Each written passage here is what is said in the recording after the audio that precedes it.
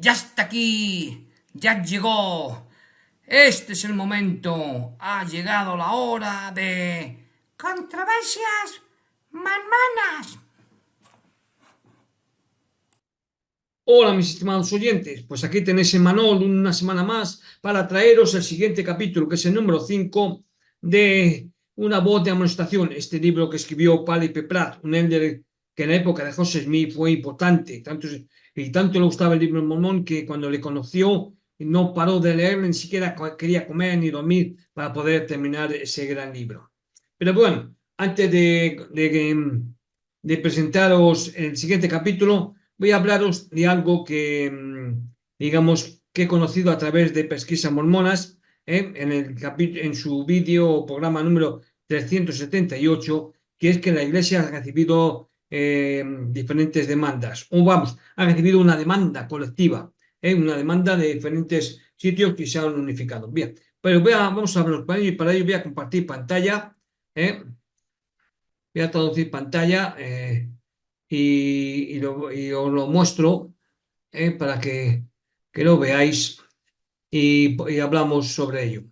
Bien, como digo, ya sin demora, voy a compartir pantalla eh, y lo vemos. Bien, este es el Google y lo voy a hacer directamente delante de vosotros para que eso, entonces voy a escribir aquí, luego ya lo tengo, LDS Chut Slapid Win. Y aquí en el Sally Tribune, no, yo no me estoy inventando, aquí como veis, aquí en The Sally Tribune, New Copy, Titin, Lausen, Talgen, LDS Chus. Y esta es la noticia. No lo vamos a ver directamente porque veis como enseguida nos sale el logotipo del The Sally Tribune, que si no te registras y te suscribes no vas a poder ver la noticia. Pero bueno, yo lo tengo más o menos aquí, ¿veis? Para que veáis, quedaos con Let the Shoot o The New Copy, y esto es lo que más o menos dice la noticia. La Iglesia Santo en los últimos días ofrecerá con una nueva cadena de nuevas demandas por diezmos colectivos. Copycat es colectivo. Los abogados de FEI señalan estos casos de demanda colectiva como razones por las que el Tribunal de Apelación necesita revisar su fallo en demanda por fraude de James Hussman, advirtiendo que los religiosos, la libertad están en riesgo. ¿Y qué más nos dice? Vamos a ver lo que más dice. Dice, esto, si os suscribís a esa página, veis que yo no miento. La Iglesia de Jesucristo de los Santos de los últimos días está haciendo sonar las alarmas sobre una avalancha de nuevas demandas colectivas presentadas recientemente contra FED con sede en Utah y su firma de inversión sobre el diezmo.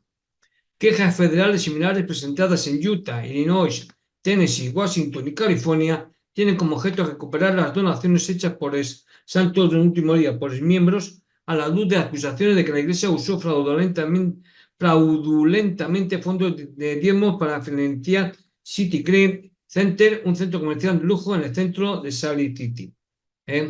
Bien, pero voy a quedarme un poco con esto y os explico. Cuando aquí habla de fraude de James Haussmann, es un hombre que demandó a la iglesia a raíz de, de oír primero a Hinckley, está en el vídeo de Pesquisas Mormonas, si lo queréis para que lo veáis. Sí, James Haussmann fue un hombre que demandó a la iglesia a raíz ya digo, de oír a Hinckley y otros hablar de que no se usaría el diezmo para esta gran superficie comercial que es City Creek. Entonces, ha habido en otros lugares, que aquí que nos lo dicen, bueno, en Utah, Illinois, Tennessee, Washington y California, y a lo mejor se une en el futuro alguna más, se han unido demandas de miembros, demandas importantes de 60.000 y a lo mejor más dólares que se dieron como donativos. Y entonces, como estas demandas se han hecho en diferentes sitios y Holman ya tenía su juez asignado, lo que han hecho es estas demandas las han llevado todas unidas junto con las de Hussman y de forma que así todas van a ser tratadas por el mismo juez y la acusación es si se se refuerza, es la palabra, se refuerza contra la Iglesia de Jesucristo de los Santos Últimos Días, es decir, la Iglesia mormona. Bien, voy a dejar de compartir pantalla, ¿eh? Dejo de compartir pantalla y simplemente quería, sí, en el futuro, si puedo, hablaré un poco más sobre este caso, ¿eh? Pero hoy solamente quería daros a conocer esta noticia. Os recomiendo que la busquéis.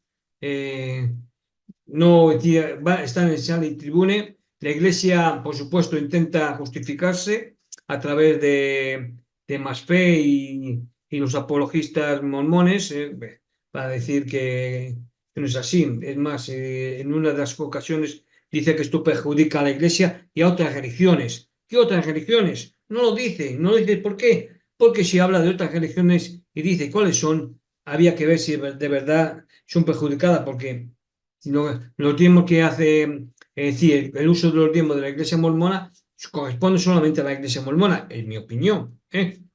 Bueno, y sin más demora, vamos ya voy a compartir pantalla y vamos a ver el tema que nos trae, que es el capítulo 5 de una buena amonestación, de la resurrección de los santos y de la restauración de todas las cosas anunciadas por los profetas.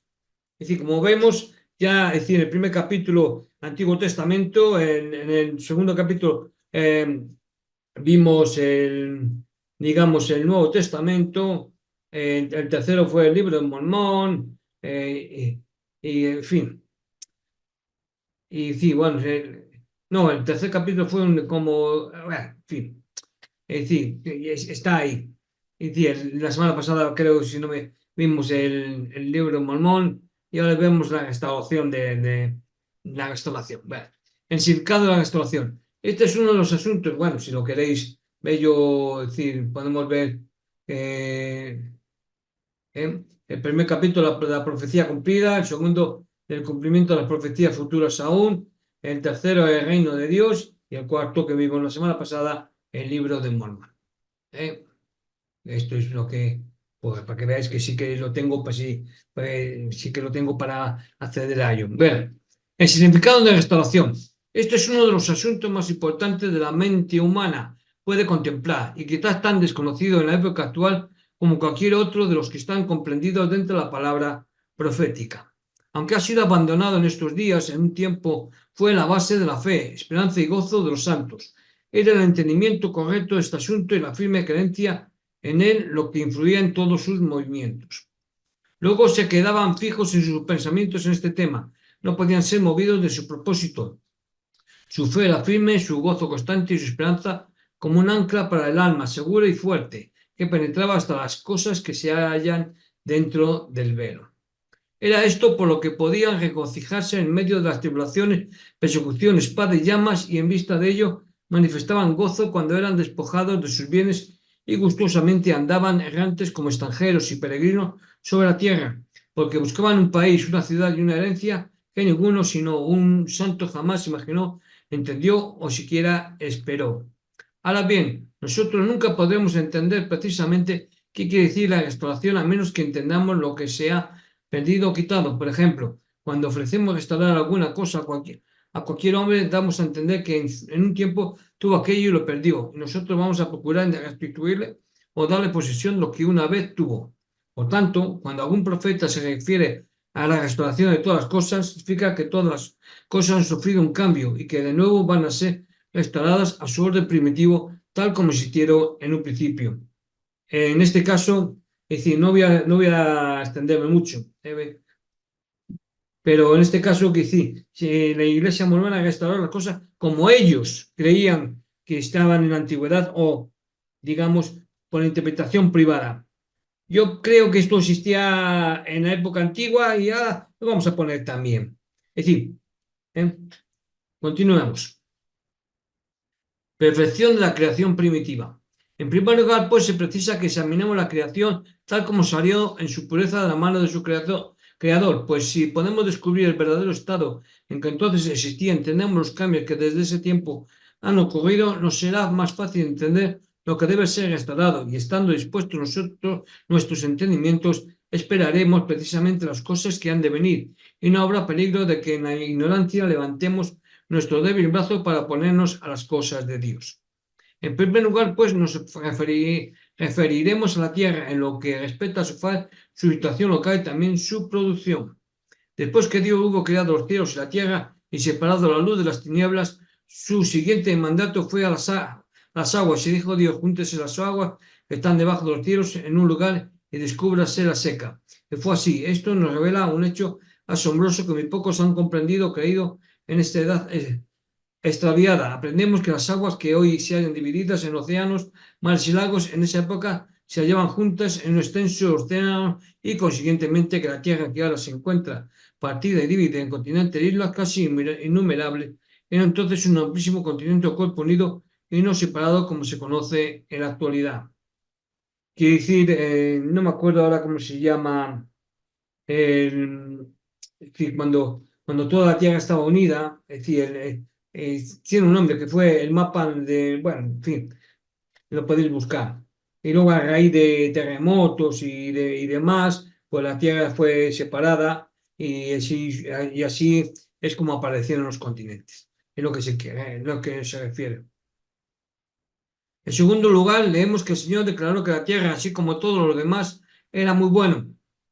Esto nos da a entender que no había desiertos, pantanos, tierras escarpados o grandes montañas cubiertas de nieves eternas, y no había parte del planeta que estuviese en las zonas glaciares para darle un clima lúgubre o improductivo, sujeto a heladas eternas y perpetuas cadenas de hielo, sino que toda la Tierra era probablemente una vasta llanura entreverada con pequeñas elevaciones y ondulaciones bien adecuadas para el cultivo.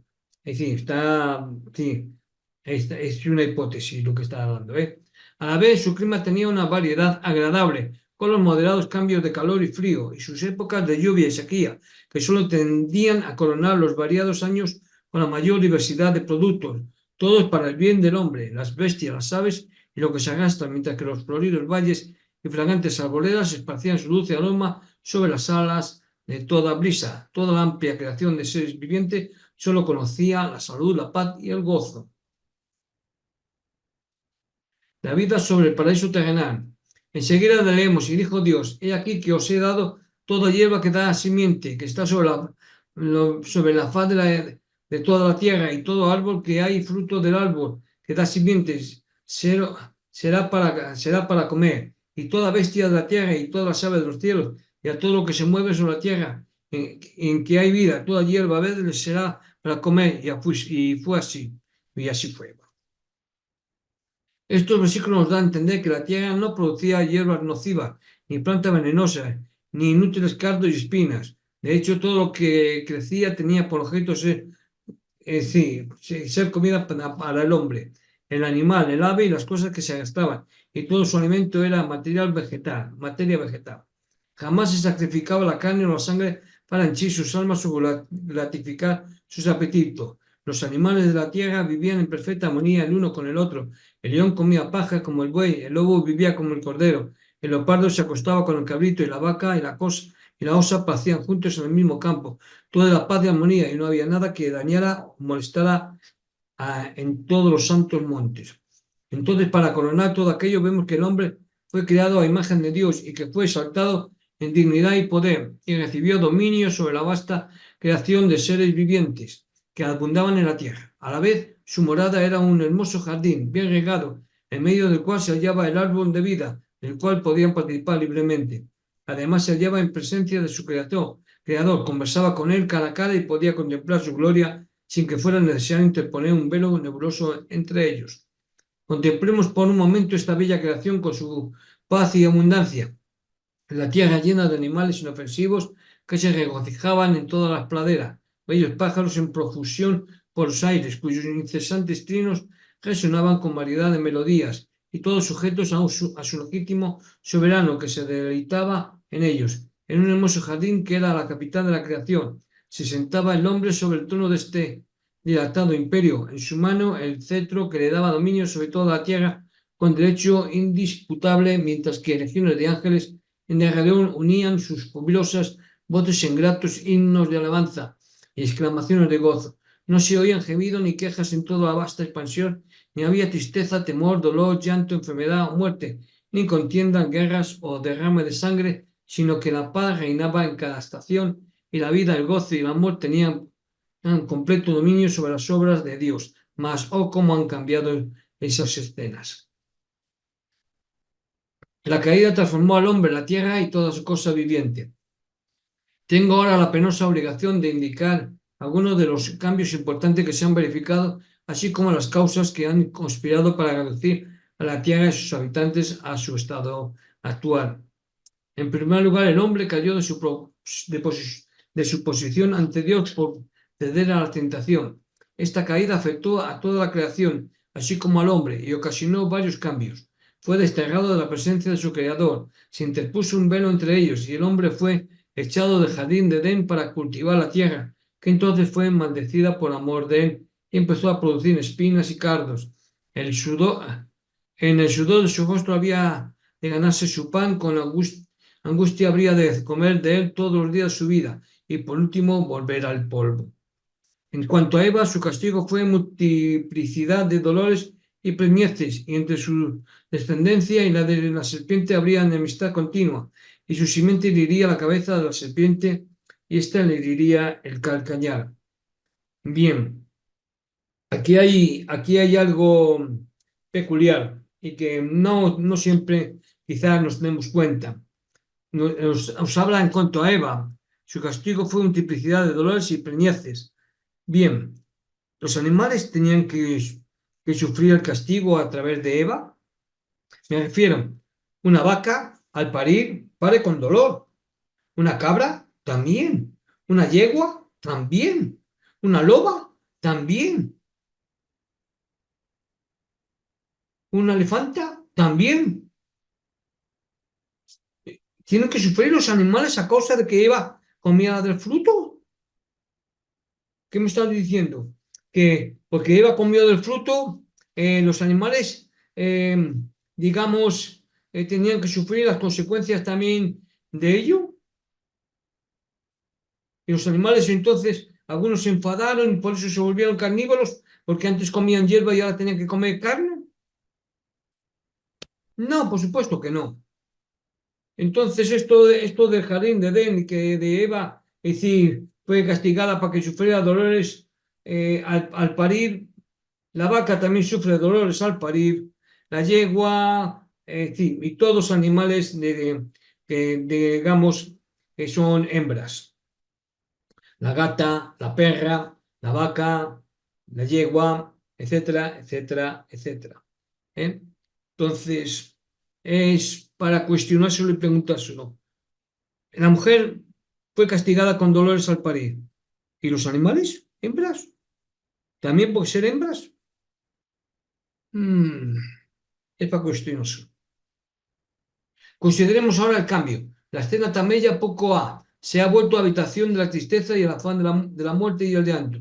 La tierra gime con su rendimiento de espinas y cardo. Surge la enemistad entre el hombre y la bestia. La serpiente se arrastra a escondida por temor de recibir la herida mortal en su cabeza. El hombre recorre con sobresalto la senda llena de espinas, temiendo que la serpiente le hinque los colmillos en el calcañar. Y mientras tanto el cordero derrama su sangre sobre el altar humeante. No tarda el hombre en comenzar a perseguir, odiar y asesinar a sus semejantes, hasta que al fin la tierra se llena de violencia.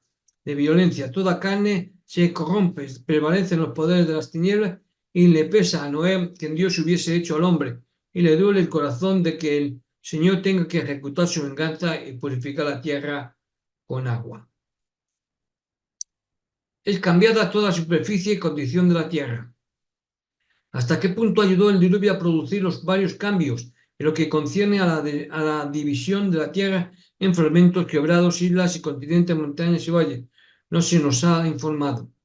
Los cambios deben haber sido considerables, pero después del diluvio, y aquí hago una parada, hay muchos libros de los cuales, es decir, porque os van a hablar, la iglesia incluso, dice, no, en otras culturas también hablan del diluvio. Sí, cierto, cierto, Pero ¿de qué diluvio estamos hablando? Estamos hablando de que en muchas culturas hablan de un diluvio mucho antes de que apareciera el Pentateuco, es decir, de que apareciera el Génesis. Eso hay que tenerlo en cuenta. Entonces, es decir, en Génesis forma parte del Pentateuco que escribió un hombre, podía llamarse Moisés, como podía llamarse de otra manera, pero le llamaremos Moisés, porque dicen que el Pentateuco lo escribió Moisés, pues el que escribió el Pentateuco le llamamos Moisés, no hay problema ninguno. Como le podemos llamar Jeremías o Octavio. En fin, bueno, pues este hombre, Moisés, lo que hizo fue eh, coger, digamos, leyendas que él había oído que existían en diluvios en otras culturas, igual que el Éxodo ocurrió, pero no ocurrió en la época que pone en el Pentateuco, sino ocurrió mucho antes, es decir, fue un emir de Egipto que sacó a una gran multitud de gente de Egipto. Concuerda porque se han encontrado rastros de ese éxodo, pero del éxodo de Moisés no se ha encontrado rastro ninguno. Ni en el Mar Rojo hay constancia de que ahí haya caballos o carros o similares. ¿eh? Bueno, con esto digo que fue, es decir, el que Moisés plagió las leyendas e historias de otras culturas. Bien, continuamos. Fue dividida, nos llegamos aquí.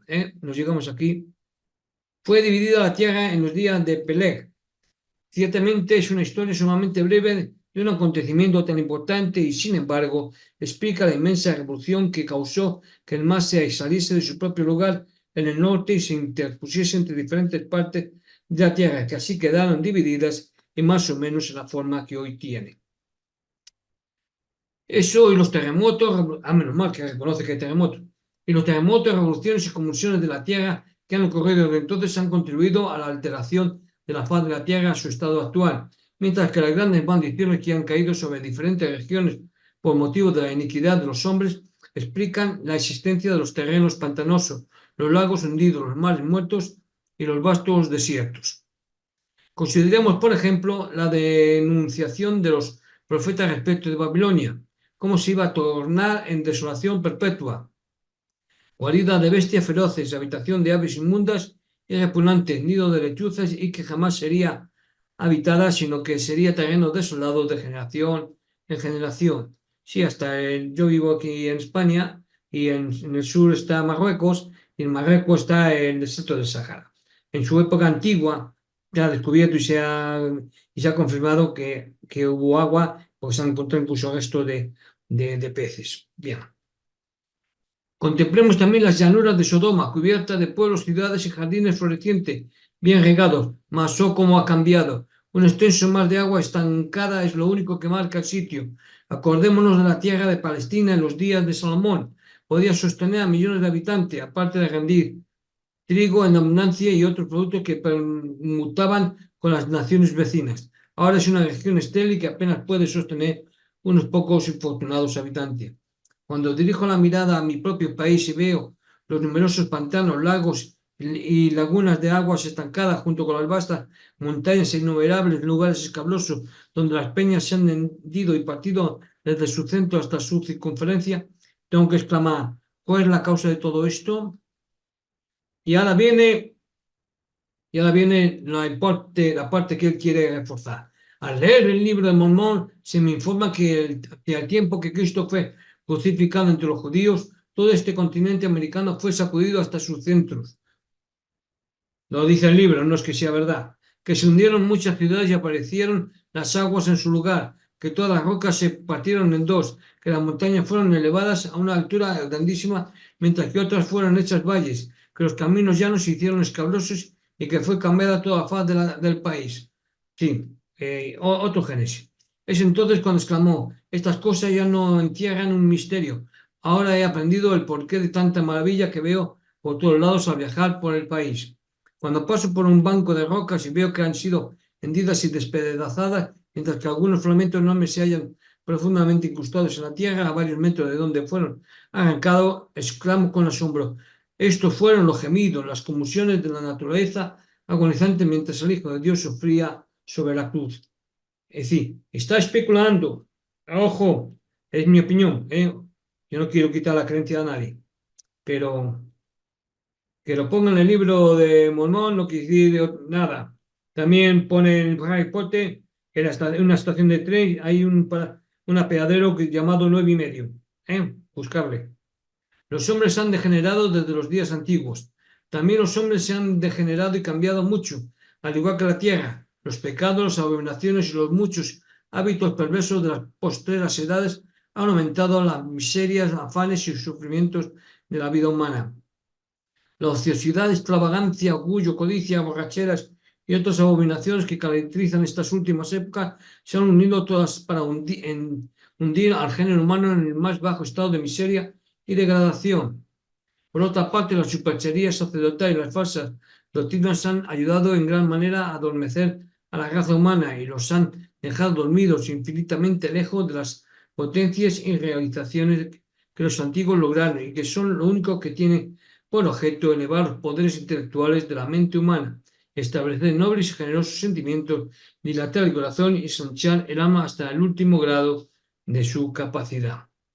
Observemos cómo conversaban los antiguos santos con el gran Jehová, cómo aprendían de los ángeles y recibían instrucciones por el Espíritu Santo, en sueños por la noche y visiones durante el día, hasta que al fin era quitado el velo y se les permitía contemplar con asombro y admiración todas las cosas pasadas y futuras, sí, aún remontóse allá entre los mundos sin número, mientras la ancha expansión de la eternidad se desplegaba ante su vista, y veían las poderosas obras del gran Yo Soy, hasta que por fin conocieron como son conocidos y vieron como son vistos.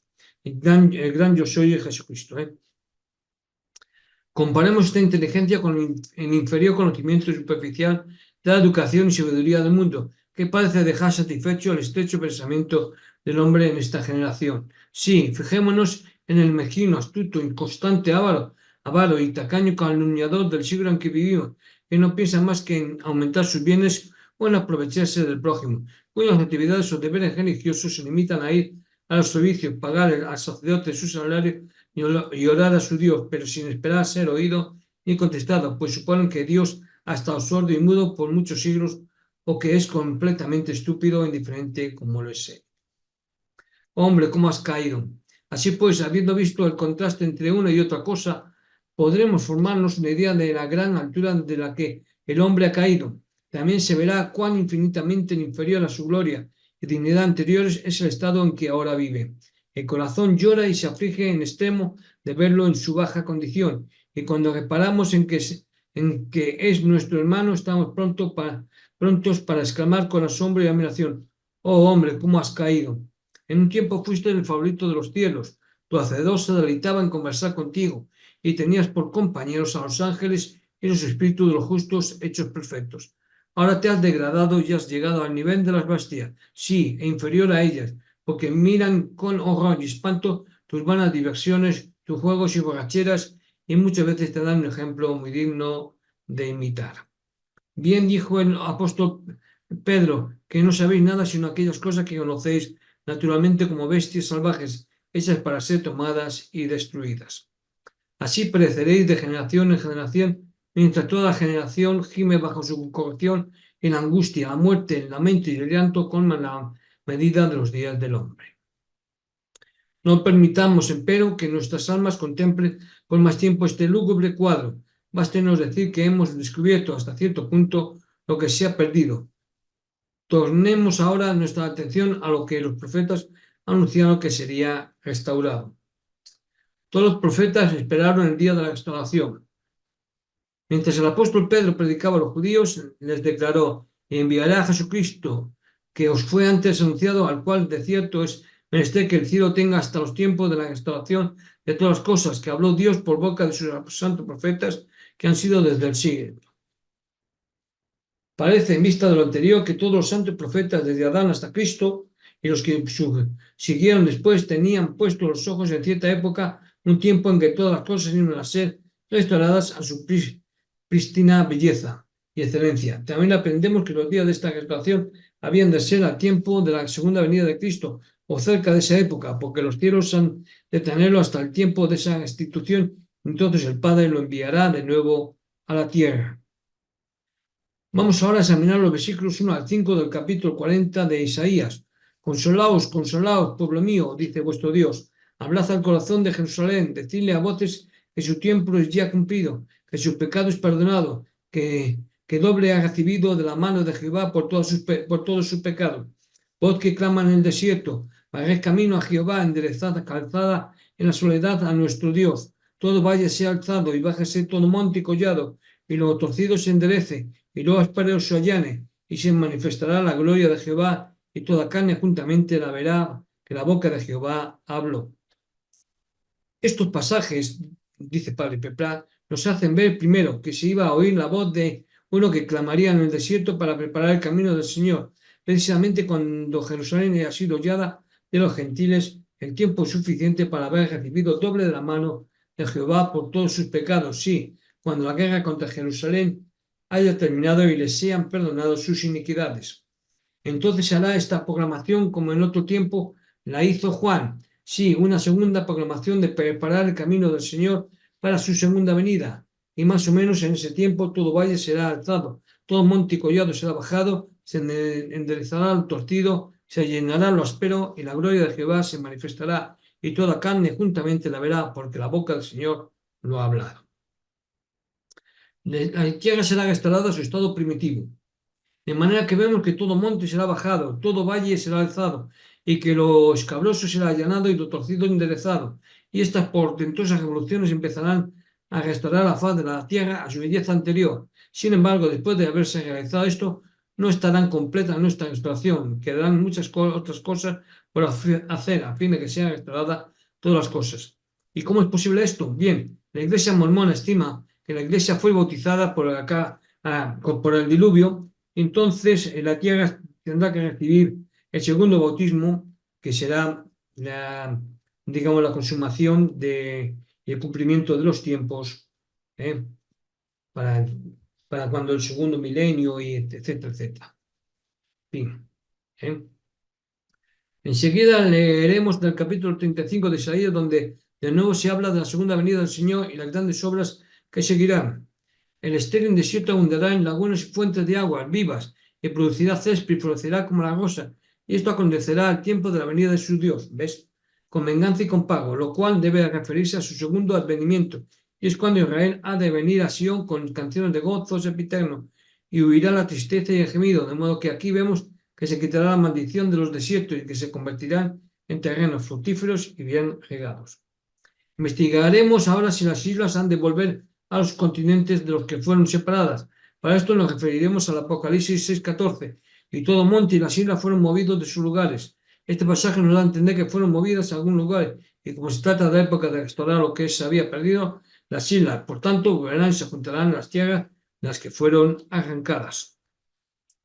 El siguiente pasaje, que se encuentra en el capítulo 13 de Isaías, versículos 13 y 14, dice que la tierra se moverá de su lugar en la indignación de Jehová de los ejércitos, y en el día de la ira de su furor, y serán como corza amontada y como oveja sin pastor. También Isaías 62:4, nunca más te llamarán desamparada, ni tu tierra se dirá más asolamiento, sino que será llamada Zibal, y tu tierra Beula, porque el amor de Jehová serás en ti y tu tierra será casada. En el primer pasaje vemos que la tierra será movida como corza amontada, y en el segundo que será casada, de modo que por todos y los varios pasajes de las Escrituras aprendemos que los continentes y las islas serán unidos en uno, como lo eran al tiempo de su creación, y el mar se apartará y se volverá a su propio lugar donde anteriormente se hallaba. Todo esto ha de acontecer durante la grande conmoción de la naturaleza cerca del tiempo de la venida del Señor. Bien, aquí está jugando con digamos, con la ignorancia. ¿Por qué digo esto? Veréis, todas las tierras están unidas unas con otras. Las islas están unidas con todo lo demás. Y está unida por debajo del mar. Por debajo del mar hay tierra. Es algo que es ineludible y que no se puede negar. Es que es como lo está diciendo, hay una isla, pum, y debajo ya no hay nada, solo agua. No, tú bajas por la isla, y esa isla para que no se vaya por ningún lado, tienes que estar unida a algo. Pero todos los continentes, islas y demás, están unidas por debajo de los océanos. Eso es innegable y un hecho real. Bien, continuemos. Mirad, el oliveto hendido en dos, a ser tocado por el pie de Dios. Las islas obedientes volverán, y al Aquilón los mares huirán. La tierra restaurada a su primor. Habitación será de gozo y de amor. La restauración de toda vida a su perfección edénica, de cuando estamos en el Edén.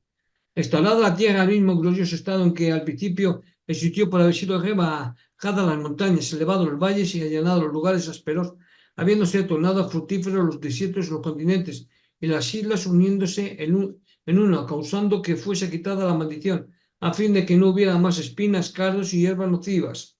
El siguiente paso será reglamentar y restaurar la creación animal a su condición anterior de paz y gloria para que cese la enemistad sobre la tierra. Pero esto no podrá ser sino hasta que descienda una destrucción general sobre los hombres, a fin de que la tierra sea completamente limpiada y toda iniquidad desaparezca de su faz. Es decir, el segundo bautismo. Esto se lleva a cabo por la vara de su boca y por el aliento de sus labios, o en otras palabras, por fuego tan universal como lo fue el diluvio.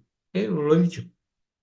Se declara en Isaías 11, 4, 6 y 9, sino que juzgará con justicia a los pobres y huirá con equidad por los mansos de la tierra, herirá la tierra con la vara de su boca y con el espíritu de sus labios matará al impío. Morará el lobo con el cordero y el tigre con el cabrito se acostará, el becerro y el león y la bestia doméstica andarán juntos y un niño los pastoreará.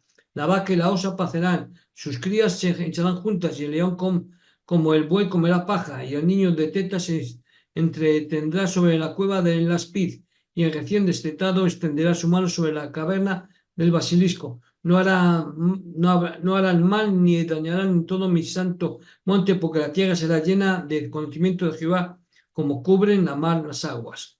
De modo que será purificada la tierra, glorificada con el conocimiento de Dios, como cubre la mar las aguas. Él derramará su espíritu sobre toda la carne, y los hombres, así como las bestias, se volverán completamente inofensivos como en el principio. Su único alimento será la sustancia vegetal. Nada habrá para perjudicar o destruir en toda la vasta creación. Muchas son las descripciones gloriosas que los profetas han dado de la felicidad de los habitantes. Y edificarán casas y morarán en ellas, plantarán viñas y comerán del fruto de ellas. No edificarán y otro morará, no plantarán y otro comerá, porque según los días de los árboles serán los días de mi pueblo, y mis escogidos perpetuarán las obras de sus manos. No trabajarán en mano ni parirán para maldición, porque son simiente de los benditos de Jehová, y sus descendientes con ellos. Y será que antes que aclamen responderé yo, aun estando ellos hablando, yo habré oído. Parece que en este dichoso estado de existencia toda la gente vivirá hasta la edad completa de un árbol, sin dolores ni angustias. Cuando pidieren les será concedido inmediatamente y antes que clamen les será respondido. Por supuesto no habrá quien duerma en el polvo, porque al morir preferirán ser trasladados, es decir, cambiados en un abrir y cerrar los ojos del estado mortal al inmortal, para luego seguir reinando con Jesús en la tierra. La resurrección literal de Cristo. De modo que hemos seguido las profecías a través de las varias escenas que nos pintan la restauración de la tierra y sus habitantes a ese estado de perfección en que al principio existieron y en el que existirán durante el gran día de reposo de la creación. Habiendo pues examinado la restauración de todas las cosas entre los vivientes, ahora nos tornaremos a los que duermen en los sepulcros. Sin embargo, para poder entender con exactitud la naturaleza de su restauración, será preciso que nos enteremos de los detalles concernientes a la resurrección de Jesús, porque es el modelo exacto según el cual todos los santos han de resucitar. Recordaremos primero que tuvo un cuerpo de carne, sangre y huesos como cualquier otro hombre. En todo sentido estuvo sujeto al hambre, la sed, el dolor, la fatiga, la enfermedad y la muerte, igual que cualquier otra persona. Pero con esta diferencia, él podía aguantar mucho más que cualquier otro cuerpo humano. Segundo, este mismo cuerpo fue puesto sobre la cruz, destrozado por los clavos que presentaron sus manos y pies, y también dicen que las muñecas. Pero si vais al templo lo aprendéis. Y por la lanza que causó la herida de su costado, de la cual salió sangre y agua. Tercero, este mismo cuerpo enteramente sin vida, como cualquier otro cadáver, fue llevado sin que le fuera quebrantado uno de sus huesos, y con mucho cuidado fue envuelto en una sábana y depositado en el sepulcro, donde permaneció hasta el tercer día. Muy de mañana llegaron las mujeres a la tumba ese día, y después de ellas sus discípulos hallaron los lienzos echados y el sudario que había estado sobre su cabeza en un lugar aparte, mas el cuerpo ya no estaba allí. Misterio del Señor resucitado. Todas estas circunstancias nos revelan el hecho de que aquel mismo cuerpo de carne y huesos que había sido puesto en la tumba que ya no necesitaba. Jesucristo salió triunfante de las mansiones de la muerte, poseyendo el mismo cuerpo con el que había nacido de mujer y había sido crucificado. Mas en sus venas no corría sangre, porque la sangre es la vida natural en la que se encierran los elementos de la mortalidad. Y si el hombre fuese restaurado a la carne y a la sangre, sería mortal y por consiguiente estaría nuevamente sujeto a la muerte. No fue así con nuestro Salvador, aunque ciertamente tuvo un cuerpo de carne y hueso después de su resurrección, porque cuando se aparecieron a sus discípulos, llenándolos de espanto porque creían que estaban viendo un espíritu, y les dijo, para indicar su horror, palpad y ver que el espíritu no tiene carne y hueso, como veis que yo tengo. Y pidiéndoles algo de comer, le ofrecieron partes de un pez asado y un panal de miel que él comió delante de ellos. Más tarde llamó a Tomás para que tocase con su dedo las marcas en sus manos y sus pies y metiese la mano en su costado. Por tanto, queda demostrado que no solo poseía el mismo cuerpo, sino que las mismas heridas también se manifestaban como testimonio, y así será hasta que él venga de nuevo, cuando los judíos mirarán a aquel que han traspasado y preguntarán, ¿qué heridas son estas en tus manos?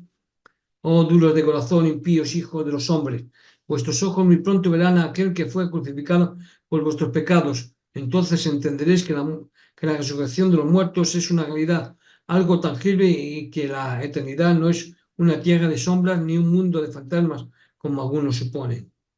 Otra de las cosas que hizo Jesús después de su resurrección fue la humilde tarea de asar un pez e invitar a sus discípulos a comer de él. Oh, qué sencillez, qué amor, qué condescendencia. Admiraos, oh cielos, asómbrate, oh tierra. He ahí a vuestro Redentor revestido de inmortalidad, y sin embargo lo vemos sentado junto a las ascuas al aire libre, humildemente comiendo con sus hermanos del pez que había preparado con sus propias manos. Oh grandes y nobles de la tierra, que os halléis rodeados de lujos y refinamiento. Oh sacerdote, que os halláis colmados de los honores, títulos, dignidad, riquezas y esplendor del mundo. Y aquí una lección que os hará sonrojar. No más os jactéis de ser discípulos del manso y humilde Jesús. Ezequiel anuncia la resurrección de todo Israel. Volvamos empero al tema de la resurrección. Habiendo demostrado claramente que nuestro Salvador se levantó de los muertos con el mismo cuerpo de carne y hueso con el que fue crucificado y que comió y bebió con sus discípulos, queda resuelto para siempre el asunto de la resurrección de los santos. Mas si se requieren, pues lo ha dicho, que con eso ya está explicado. Mas si se requieren pruebas adicionales, las tenemos en la profecía de Job, que se citó en otra parte de esta obra, donde declara que su Redentor al fin se levantaría sobre el polvo y que en su carne lo verían aunque se consumieran sus riñones dentro del cuerpo que entonces tenía. Bueno, el hecho es que los santos recibirán de nuevo sus cuerpos, cada coyuntura en su propio y perfecto lugar, cubierto de carne, nervio y piel, como nos hallamos ahora. Serán seres inmortales que nunca más verán corrupción y vestirán una túnica blanca de rico lino, propia para cuerpos inmortales. Bien dijo el apóstol que tenemos en los cielos una mejor sustancia, no sombra. Sí, entonces, ¿quién hace esa túnica? Bien, a fin de aclarar este asunto un poco más, vamos a examinar cuidadosamente el capítulo 37 de Ezequiel, al que de paso nos hemos referido ya. En esta visión, el profeta es llevado en el espíritu y ve sumamente seco.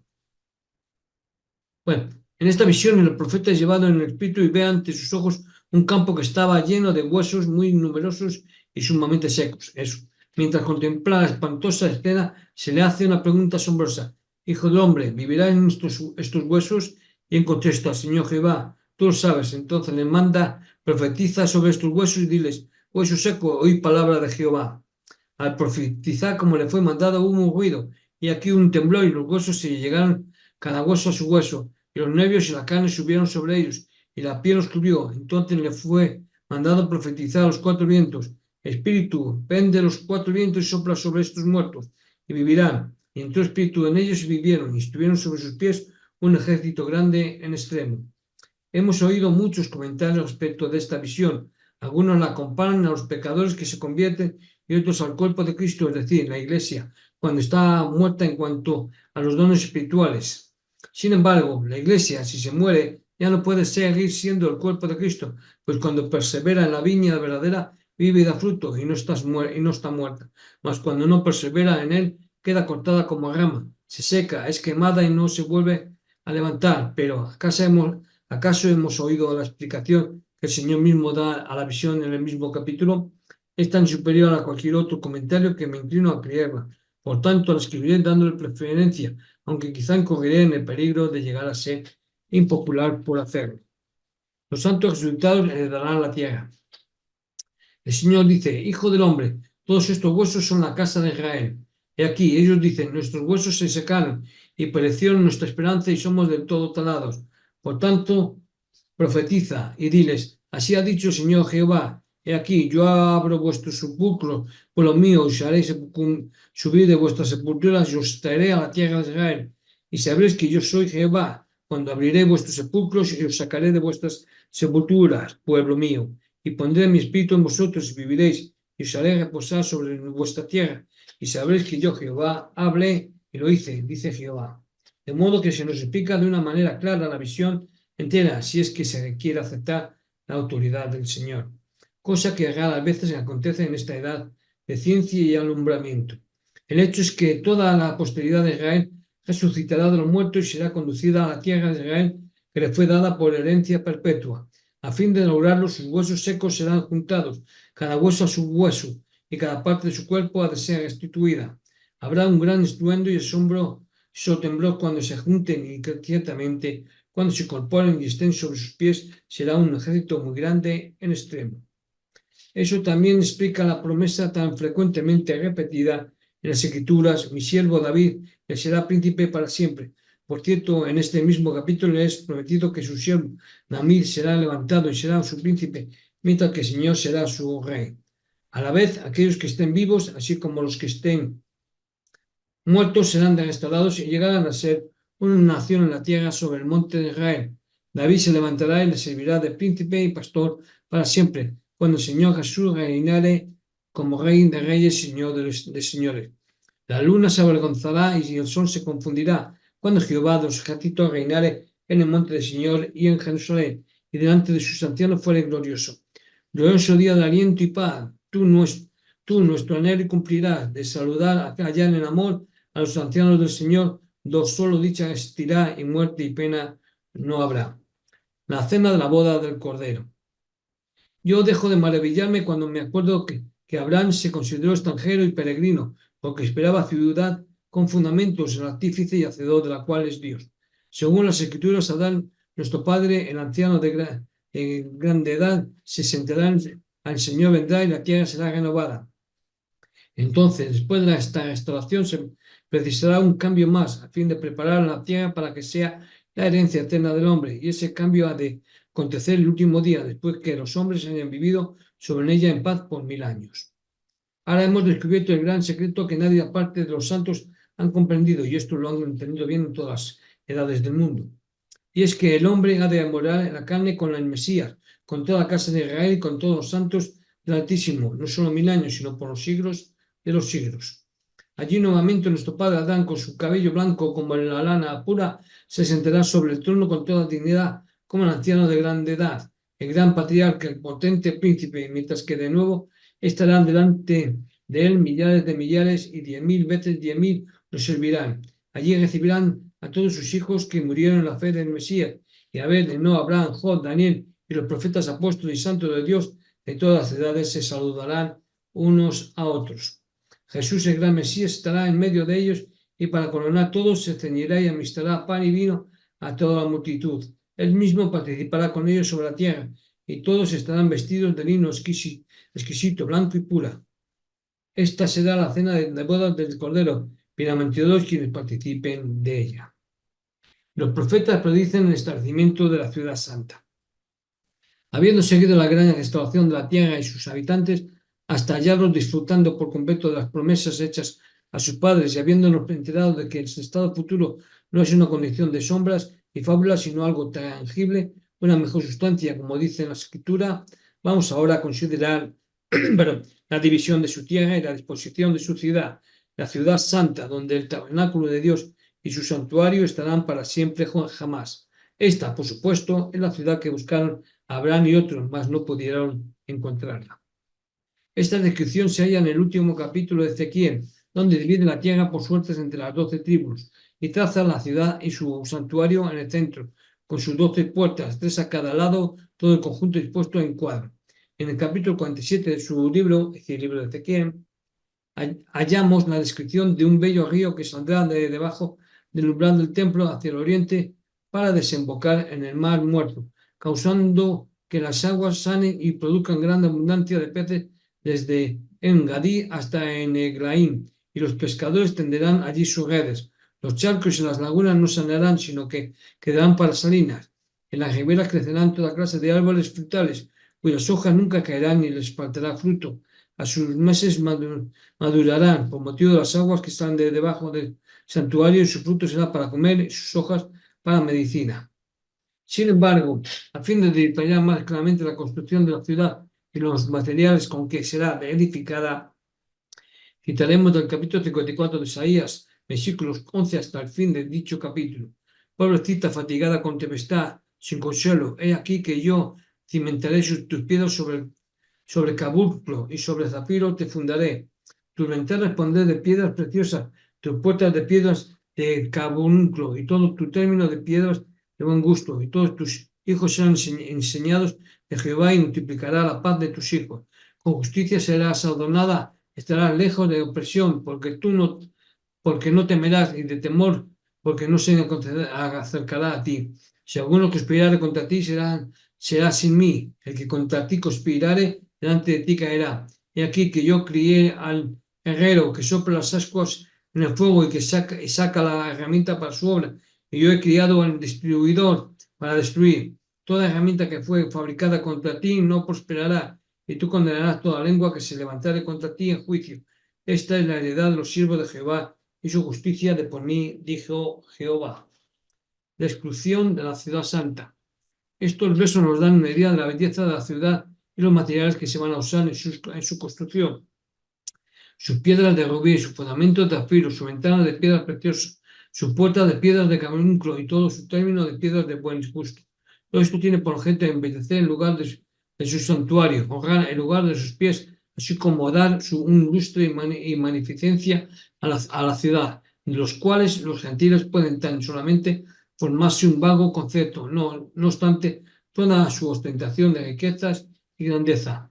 Luego observamos en la misma descripción el conocimiento y la paz y la seguridad de que disfrutarán todos los habitantes, mientras que todos aquellos que se junten contra ellos para combatirlos tendrán que perecer. Ciertamente esta es la herencia de los siervos del Señor. Seguramente es ciudad deleitable y bien vale una peregrinación como la de Abraham. Mas para formarnos un concepto más notable aún de la prosperidad, riqueza y hermosura y magnificencia de las ciudades de Sion y Jerusalén, citaremos el capítulo 60 de Isaías. Levántate, resplandece, que ha venido tu lumbre, y la gloria de Jehová ha nacido sobre ti, porque aquí que tinieblas cubrirán la tierra y oscuridad a los pueblos. Mas sobre ti nacerá Jehová, y sobre ti será vista su gloria, y andarán las gentes a tu luz, y los reyes al resplandor de tu nacimiento. Alza tu ojo en derredor, y mira, todos estos se han juntado, vinieron a ti, tus hijos vendrán de lejos, y tus hijas sobre el lado serán criadas. Entonces verás y resplandecerás, y se maravillará y ensanchará tu corazón, que se haya vuelto a ti la multitud de la mar, y la fortaleza de la gente se ha venido a ti. Multitud de camellos te cubrirán, dromedarios de Madián y de Efá, vendrán todos los de Seba, traerán oro e incienso y publicarán alabanza de Jehová. Todo el ganado de Ceda será juntado para ti, carneros de Nebayot, te serán servidos, serán ofrecidos con agrado sobre mi altar y glorificaré la casa de mi gloria. ¿Quiénes son estos que vuelan como nubes y como palomas a sus ventanas? Ciertamente a mí esperarán las islas y las naves de Tarsis desde el principio para traer tus hijos de lejos su plata y su oro con ellos, al nombre de Jehová tu Dios y al Santo de Israel que te ha glorificado.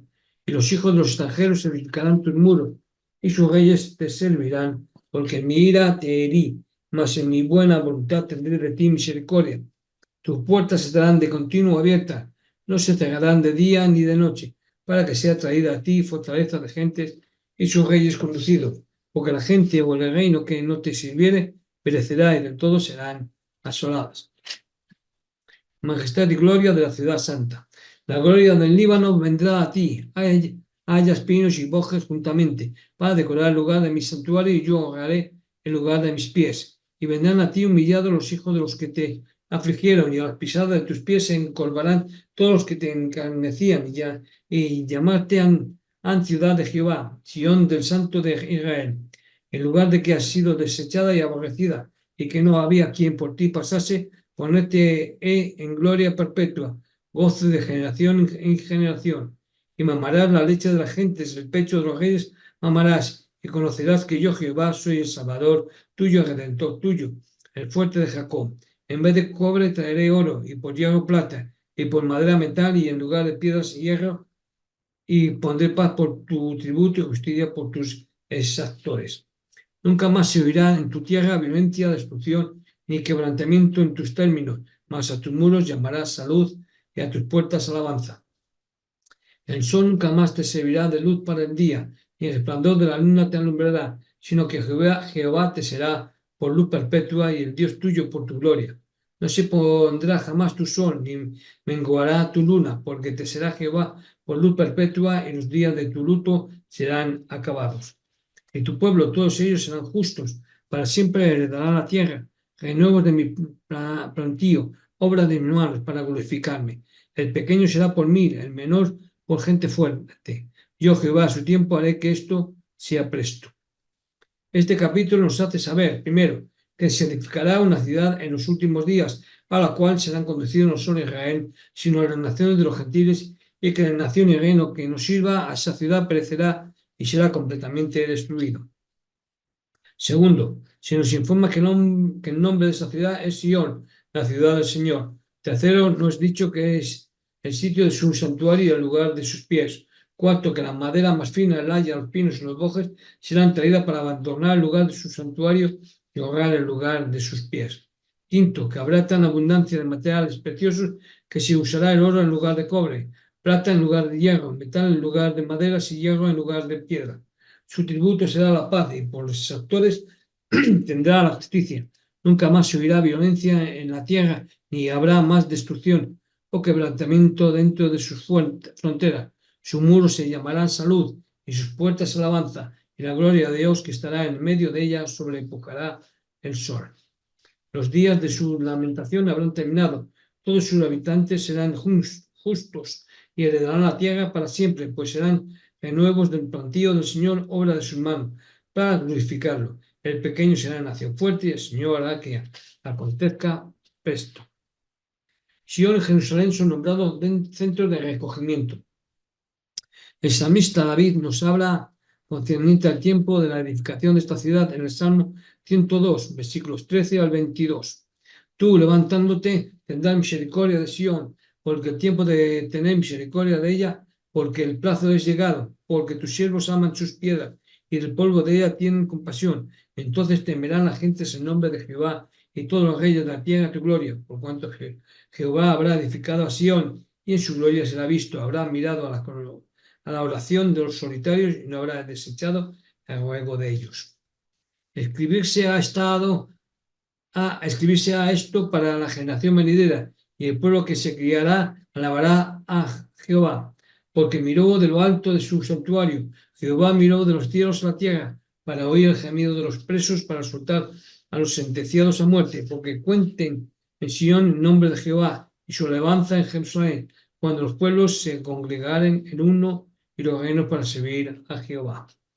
Esta escritura nos informa, primero, que se ha señalado un tiempo para reedificar a Sion, o sea, la ciudad que alude Isaías, que esta época será poco antes de la segunda venida de Cristo, y cuando se construya, el Señor aparecerá en su gloria y no antes. Según esto, podemos afirmar que si tal ciudad nunca fuera edificada, el Señor jamás vendrá. Segundo, se nos da a saber que los pueblos no reinos van a ser reunidos para servir al Señor en Sion, así como en Jerusalén. Y tercero, que se escribió este salmo expresamente para la generación venidera y los pueblos que han de ser criados adorarán al Señor cuando lo vean y vean su cumplimiento. Éter habla de la nueva Jerusalén. Ahora deseo llamar la atención a la profecía de Éter que se halla y ahora para refutar Padre Peprat usa el libro de Mormón para apoyar las escrituras de la Biblia. Vamos a ver, ¿qué dice Éter? Ahora deseo llamar la atención a la profecía de Éter que se halla en el libro de Mormón, porque ciertamente el salvo de todas las cosas desde el principio del hombre y que después de retirarse las aguas de la superficie de este país llegó a ser una tierra escogida sobre todas las demás, una tierra escogida al Señor. Por tanto, el Señor quiere que todos los hombres que en ella habitaren los sirvan a Él y que era el sitio de la nueva Jerusalén que descendería del cielo y del santuario del Señor. He aquí, Etel vio los días de Cristo y habló de una nueva Jerusalén sobre este país. Y habló también concerniente a la casa de Israel y la Jerusalén de donde leí habría de venir, que después de ser destruida sería reconstruida de nuevo, una ciudad santa para el Señor. Por tanto, no podía ser una nueva Jerusalén, por haber existido ya en la antigüedad, mas sería reconstruida.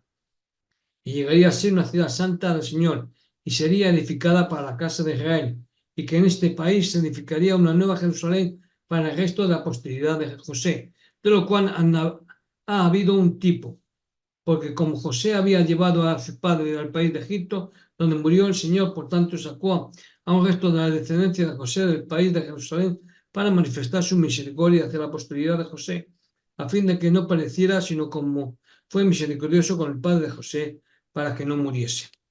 Por lo tanto, el resto de la casa de José se establecerá en este país y será la tierra de su herencia. Levantará una ciudad santa para el Señor semejante a la de Jerusalén antigua, y no serán confundidos más hasta que llegue el fin, cuando la tierra será consumida. Y habrá un cielo nuevo y una tierra nueva, y serán semejantes a los antiguos, salvo que los antiguos habrán desaparecido y todas las cosas se habrán vuelto nuevas. Y entonces viene la nueva Jerusalén, y benditos son los que moran en ella, porque son aquellos cuyos vestidos han sido blanqueados en la sangre del Cordero, y son los que están contados entre el resto de la posteridad de José, que eran de la casa de Israel. Entonces viene también antigua Jerusalén, y benditos son sus habitantes, porque han sido lavados en la sangre del Cordero, y son los que fueron esparcidos y recogidos de las cuatro partes de la tierra y de los países del norte, y participan en el cumplimiento de la alianza que Dios hizo con Abraham, el padre de ellos. Y cuando sucedieren estas cosas, se cumplirán las escrituras que dice: hay quienes fueron los primeros que serán los últimos, y quienes fueron los últimos que serán los primeros. Son comparadas a la nueva y la antigua Jerusalén. Por esta profecía vemos primero que América es una tierra escogida del Señor más que cualquier otra, porque lo dice Padre Peprat a raíz del libro del Mormón. Ojo. Segundo, que es el lugar de la nueva Jerusalén de Dios que descenderá del cielo a la tierra cuando ésta sea renovada. Tercero, que se hace edificar en América una nueva Jerusalén para el resto de la posteridad de José, según el modelo de la antigua Jerusalén en la tierra de Canaán, y que la antigua Jerusalén va a ser edificada al mismo tiempo, después de lo cual ambas ciudades prosperarán sobre la tierra hasta que venga el gran y último cambio, en que los cielos y la tierra serán hechos nuevos. Bien, José Smith estableció que el lugar donde iba a ser la nueva Jerusalén, la nueva Sion, y que ahí iba a establecerse. Bueno, pues esa tierra que supuestamente iba a ser la nueva Jerusalén, la nueva Sion, ahora pertenece a otra iglesia, la iglesia instalada, que no es la iglesia de Jesucristo en sus últimos días, ¿no? Es la iglesia digamos, que presidió el hijo de José Smith, y José Smith III, y por tanto no pertenece a la iglesia mormona. para ver cómo lo hacen. Bien. Cuarto, se nos ha revelado que al tiempo de este cambio, las dos ciudades junto con sus habitantes serán arrebatadas hasta el cielo, y luego que se haya efectuado el cambio y todo se haya hecho nuevo, una descenderá sobre el continente americano y la otra volverá a su propio lugar anterior. Quinto, se nos dice que los habitantes de estas dos ciudades son los mismos que se reunieron y primeramente las edificaron. El resto de la posteridad de José y los que se reunieron con ellos heredarán la nueva Jerusalén y las tribus de Israel que serán recogidas de los países del norte y de los cuatro cabos de la tierra habitarán la otra. De modo que después de la renovación de todas las cosas, hallamos que aquellos que en un tiempo fueron extranjeros y peregrinos sobre la tierra llegarán a poseer aquella patria mejor que buscaban. Juan ve la nueva Jerusalén en visión. Enseguida consideraremos la revelación de Juan y examinaremos la ciudad después que haya sido hecha nueva para ver si tiene alguna semejanza a la que fue antes de sufrir su cambio final. Y vi un cielo nuevo y una tierra nueva, porque el primer cielo y la primera tierra se fueron, y el mar ya no es. Y yo, Juan, vi la santa ciudad, Jerusalén nueva, que descendía del cielo de Dios dispuesta como una esposa ataviada para su marido. Y oí una gran voz del cielo que decía, he aquí el tabernáculo de Dios con los hombres y morará con ellos, y ellos serán su pueblo, y el mismo Dios será su Dios con ellos, y limpiará Dios toda lágrima de los ojos de ellos, la muerte no será más, y no habrá más llanto ni clamor, ni dolor, porque las primeras cosas son pasadas. Y el que estaba sentado en el trono dijo, he aquí, yo hago nuevas todas cosas. Y me dijo, escribe, porque estas palabras son fieles y verdaderas. Y díjome, hecho es, yo soy Alfa y Omega, el principio y el fin. Al que tuviere sed, yo le daré de la fuente del agua de vida gratuitamente. El que me ciere, poseerá todas las cosas, y yo seré su Dios, y él será mi hijo. Mas a los temerosos, incrédulos, a los abominables y homicidas, a los fornicarios y hechiceros, y a los idólatras y a todos los mentirosos, su parte será en el agua ardiendo con fuego azufre, que es la muerte segunda.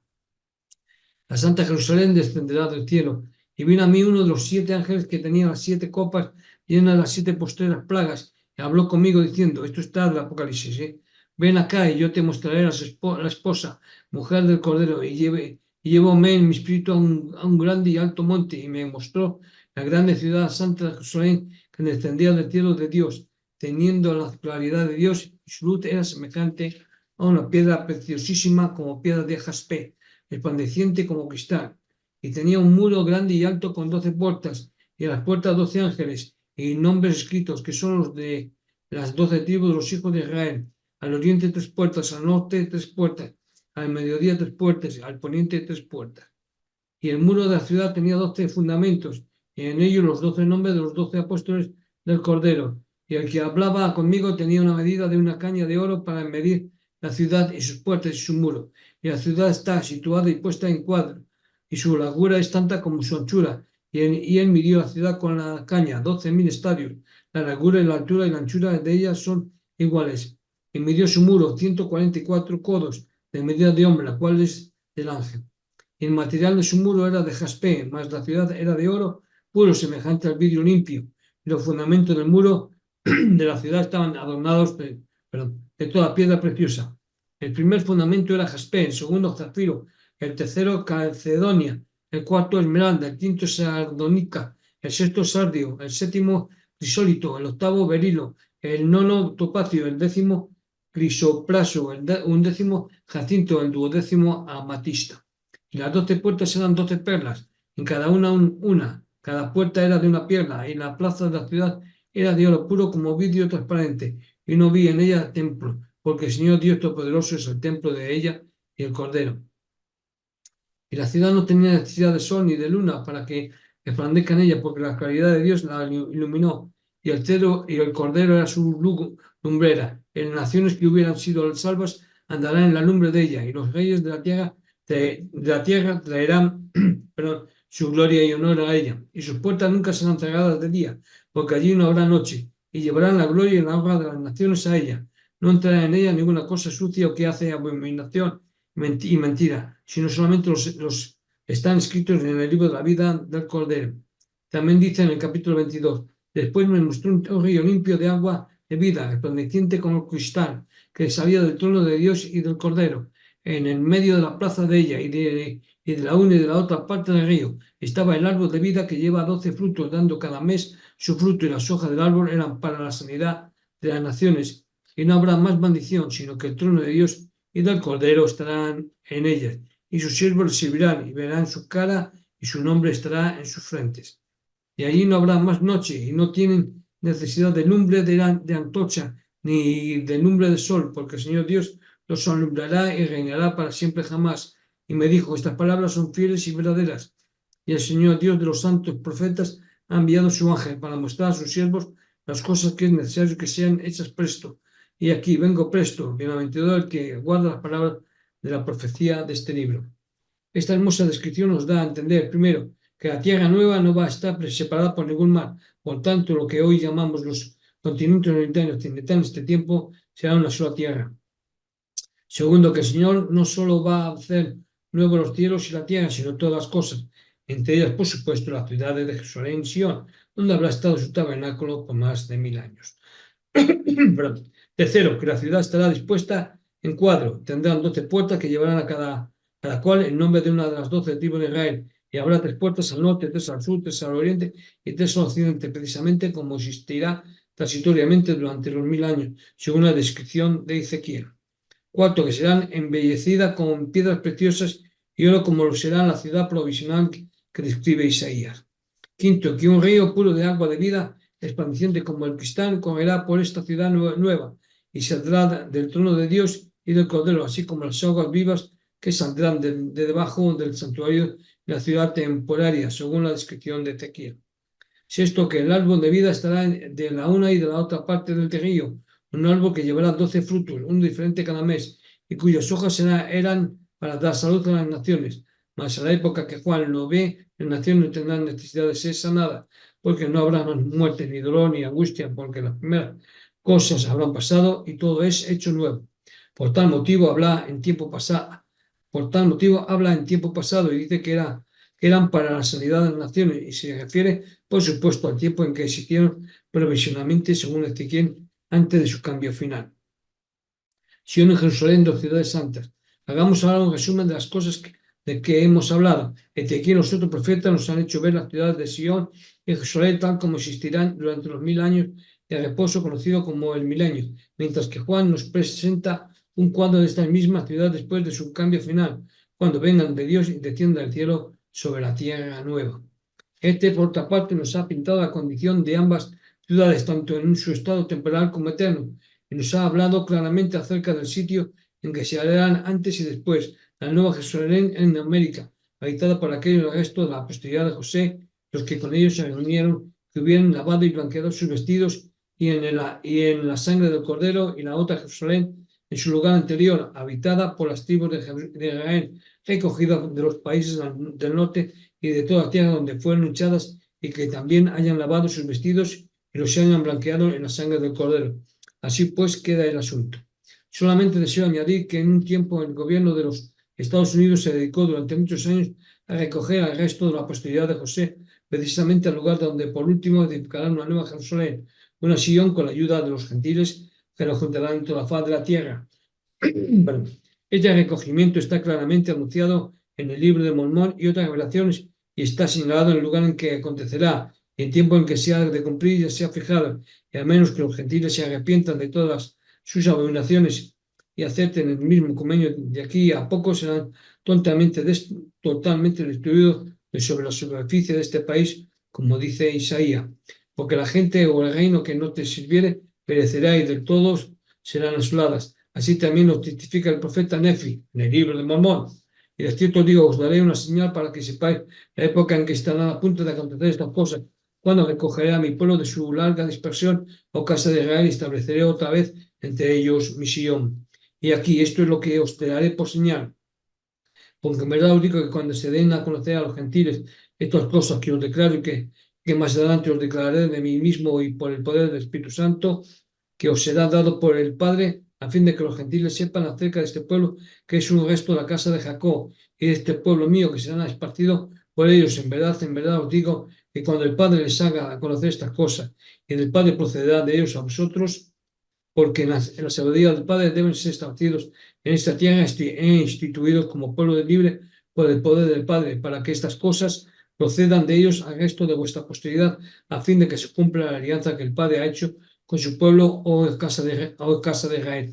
Así pues, cuando estas obras y las que desde ahora en adelante serán entre vosotros, vayan de los gentiles a vuestra posteridad, que caerá en la incredulidad por causa de la maldad, porque así conviene al Padre que proceda de los gentiles con objeto de mostrar su poder a los gentiles, a fin de que estos, si no endurecen sus corazones, puedan arrepentirse y venir a mí, y ser bautizados en mi nombre y conocer los verdaderos puntos de mi doctrina para que puedan ser contados entre mi pueblo o casa de Israel. Y cuando suceden estas cosas, de modo que vuestra posteridad perdón, empieza a conocerlas, entonces les será por señal, para que sepan que la obra del Padre ha empezado ya, a fin de cumplir el pacto que ha hecho con el pueblo que es de la casa de Israel. Y cuando llegue este día, sucederán que los reyes que cerrarán su boca, porque verán lo que no les había sido contado, y considerarán lo que no habían oído. Porque en aquel día hará el Padre por mi causa una obra que será grande y maravillosa entre ellos, y habrá entre ellos quienes no lo creerán, aun cuando alguno se lo declare. Pero aquí la vida de mi siervo estará en mi mano, por tanto no lo dañarán, aunque sea desfigurado por causa de ellos. No obstante, yo los sanaré, porque les mostraré que mi sabiduría es mayor que la astucia del diablo. Acontecerá pues que los que no crean en las palabras que son de mí, Jesucristo, palabras que el Padre hará que él lleve a los gentiles y le otorgará el poder para llevarlas a los gentiles. Se hará según lo que dijo Moisés, se han desagregado entre los de mi pueblo que son de la alianza. Y mi pueblo, que es un resto de la casa de Jacob, se hallará en el medio de los gentiles, sí, en medio de ellos como león entre los animales del bosque, cachorro de león entre las manadas de ovejas, el cual, si pasa por medio, huelle y despedaza, que nadie les puede librar. Su mano se levantará sus adversarios y todos sus enemigos serán talados. Bueno, arrepentidos, oh gentiles, si hay de los gentiles y no se arrepiente, porque serán en aquel día, dice el Padre, que quitaré tus caballos de en medio de ti y destruiré tus carros y talaré la ciudad de tu país y derribaré todas tus plazas fuertes y exterminaré de tu tierra las hechicerías y no tendrás más adivinos. También destruiré de en medio de ti tus imágenes grabadas, tus esculturas, y nunca más adorarás la obra de tus manos y arrancaré tus bosques de entre ti y asolaré tus ciudades. Y acontecerá que terminará toda mentira, engaño, envidia, contienda, superchería, tal y fornicación, porque sucederá, dice el Padre, que en aquel día talaré de entre mi pueblo a todo aquel que no se arrepienta y venga a mi Hijo amado o casa de Israel. Bueno, ejecutaré venganza y furor en ellos, así como entre los paganos, de manera tal que nunca ha llegado a sus oídos. Pero si se arrepiente y escucha mis palabras y no endurece sus corazones, estableceré mi iglesia entre ellos y entrarán en el convenio y serán contados entre el resto de Jacob, al cual he dado este país por herencia, y ayudarán a mi pueblo, el resto de Jacob, así como cuantos vengan de la casa de Israel, a construir una ciudad que será llamada la Nueva Jerusalén. Entonces ayudarán a mi pueblo que está dispersado por toda la superficie del país a congregarse en la Nueva Jerusalén. Entonces el poder del cielo descenderá entre ellos y también yo estaré en medio. Y en ese día empezará la obra del Padre, sí, cuando sea predicado este evangelio al resto de tu pueblo. De cierto os digo que en ese día empezará la obra del Padre entre todos, los dispersos de mi pueblo, sí, entre las tribus perdidas que el Padre ha sacado de Jerusalén. Sí, la obra empezará entre todos los dispersos de mi pueblo, mediante el Padre, para preparar la vía por la cual puedan venir a mí, a fin de que invoquen al Padre en mi nombre. Sí, entonces empezará mediante el Padre la obra de preparar la vía entre todas las naciones por la cual pondrá volver su pueblo al país de su herencia, y saldrán de todas las naciones, y no saldrán de prisa, ni irán huyendo, porque yo iré delante de ellos, dice el Padre, y seré su retaguardia. Los convenios del Padre se están cumpliendo hoy.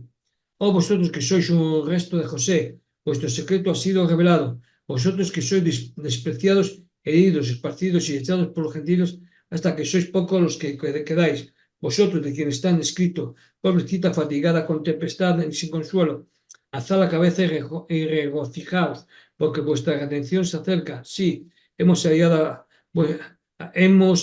vuestros anales, los oráculos de Dios, que en un tiempo fueron comunicados a vuestros padres, pero que han permanecido ocultos de vosotros por largos años a causa de la incredulidad. Y aquí están a punto de seros restaurados de nuevo. Entonces os regocijaréis porque sabréis que es una bendición que os viene de la mano de Dios, y las escamas de tinieblas empezarán a caer de vuestros ojos, y los gentiles cesarán de tener dominio sobre vosotros. Antes os recogerán y seréis fortalecidos, y de nuevo seréis un pueblo agradable. Ha llegado el tiempo, sí, la obra ya comenzó, pues hemos visto que se os ha recogido de todas partes de la tierra al lugar que Dios ha dispuesto que los gentiles os congreguen. Perdón, se me seca el agua. Por tanto, cesad de oponeros a los gentiles, lo que concierne al recogimiento de vuestras varias tribus, porque la mano de vuestro gran Dios está en esto, y fue predicho por vuestros antepasados hace miles de años. Permitidles, pues, que efectúen esta postrer misericordia como bondadosa recompensa por los prejuicios que os han causado. Es con sentimientos mixtos de gozo y tristeza que medito estas cosas, tristeza cuando evoco cómo habéis sido heridos y gozo cuando pienso en el feliz cambio que ahora os espera, y nuevamente tristeza cuando mis pensamientos se vuelven a la espantosa destrucción que espera a los gentiles a menos que se arrepientan. Sin embargo, los eternos fines de Jehová deben seguir adelante hasta que todas sus promesas se cumplan, y nadie podrá estorbarlos. Así pues, hágase, oh Dios, tu voluntad. Pero mientras considero todavía este tema, con sentimientos que son mucho más fáciles de sentir que escribir, me parece que casi puedo oír el eco del mistimero cantar del indio entre sus bosques nativos que dice así: oh gran espíritu, ten compasión, al indio escucha en su lamentación, por largo siglo castigados has, oh, cuando volverás a él tu faz, no harás cesar del blanco la ambición que lo hace acongojar nuestra nación, seremos perseguidos sin cesar y nuestra estirpe ver aniquilar, oh gran Señor, extiende tu bondad, recíbenos y danos tu verdad, nuda ya tu brazo con poder, tu pueblo y tu reino haz volver. Bueno, y aquí tenéis lo de dónde, de dónde están sacadas las escrituras, y los puntos de que he hablado, Gipal y Pepra. Voy poquito a poco, aunque lo veáis, aunque podéis parar y verlo vosotros. Bueno, y esto ya está aquí, 21 puntos ahí. Bien, el siguiente tema es el capítulo 6 de los hechos de Dios para con todas las naciones en cuanto a la revelación. Dejo de compartir pantalla porque ya no me queda más que despedirme de todos vosotros hasta la próxima semana, si nada me impide. Hasta entonces, portaros bien, sed buenos. Hasta luego. Nos vemos. Adiós.